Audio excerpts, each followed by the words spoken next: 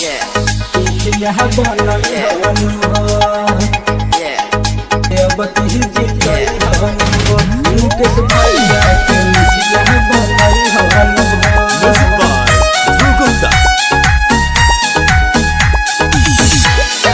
सरगम digital recording studio.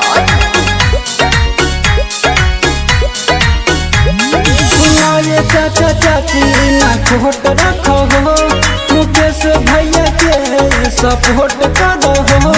सुनाए चाचा चाची ना खोट रखो हो मुकेश भैया के सपोर्ट करो हो। वोट कटवन के चेहरा में आई हो न हो वोट कटवन के चेहरा में आई हो न हो। भारी बहुमत से विजयी बनई हनु हो भारी बहुमत से विजयी बनई हनु हो। मुकेश भैया के अब की जीतई हनु हो मुकेश भैया के मुखिया बनई हनु हो। मुकेश भैया जिंदाबाद जिंदाबाद जिंदाबाद मुकेश भैया जिंदाबाद जिंदाबाद जिंदाबाद।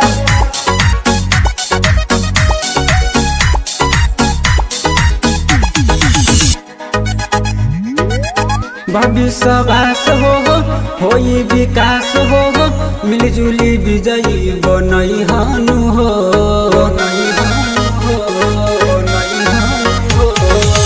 गली नली नल जल रोड बनवाई है भैया गढ़ जीत जई है नु हो। मनुआ पे अपन विश्वास रखो भैया के अपन पास रखो। एकजुट हो के वोट देवे जई हनु हो एकजुट हो के वोट देवे जई हनु हो। भारी बहुमत से विजयी बनई हनु हो भारी बहुमत से विजयी बनई हनु हो। मुकेश भैया के अब की जीतई हनु हो मुकेश भैया के मुखिया बनई हनु हो।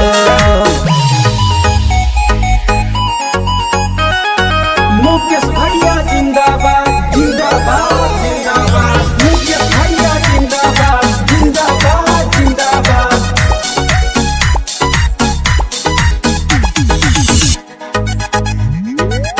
गरीब के नेता हवे सब कर चाहेता निमन बाइन कर विचारवानु हो